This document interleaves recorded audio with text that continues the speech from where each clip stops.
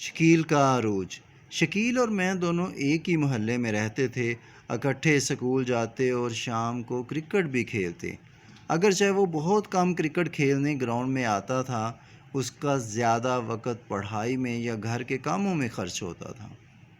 تیزی سے وقت گزر رہا تھا اور ہم دونوں نے ایک ہی کالج میں ایک ہی کلاس میں BSc میں ایڈمیشن لے لیا۔ زمانہ طالب علمی میں جیسے دوستوں کے درمیان ایک دوسرے سے سبقت لے جانے کا جذبہ موجود ہوتا ہے، بالکل اسی طرح ہم دونوں بھی تعلیم کے میدان میں ایک دوسرے کو شکست دینا چاہتے تھے۔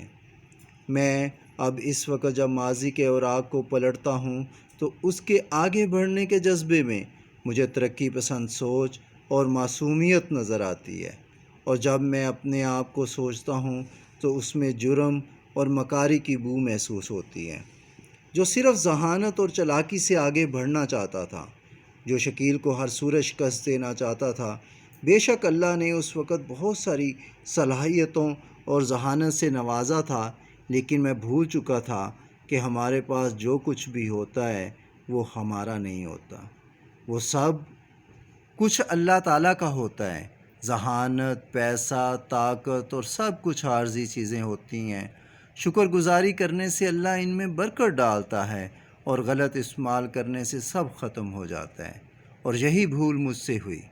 اکثر ہم آگے بڑھنے کے لیے دوسروں کو نقصان پہنچانے سے بھی گریزہ نہیں کرتے، دوستوں کو برے کاموں میں لگاتے ہیں، سگریٹ نوشی اور نشہ کا تعارف کرواتے ہیں، اور بڑی عیاری مکاری سے ایسے جرائم کرتے ہیں جس سے لوگوں کو نقصان پہنچے اور ہم ترقی کر جائیں۔ لیکن کیا ایسی ترقی کا حساب نسلوں کو چکانا نہیں پڑتا؟ یہ ہم سب کو سوچنا ہے۔ جہاں میں اور شکیل رہتے تھے، غریبانہ علاقہ تھا اور سب لوگوں کا رہن سہن بھی ایک جیسا تھا۔ شکیل کی دوستی نہ ہونے کے برابر تھی اور میری بہت زیادہ۔ BSc کا وقت گزر رہا تھا اور ہماری نمازوں میں اضافہ ہو رہا تھا۔ میں اور شکیل اکٹھے مسجد جاتے، اس کے سجدوں میں اللہ کی رضا ہوتی اور میری خواہش ہوتی کہ میں اس کو شکست دوں۔ امتحان ہو گئے، رزلٹ آ گیا، میں نے شکیل کو شکست دے دی۔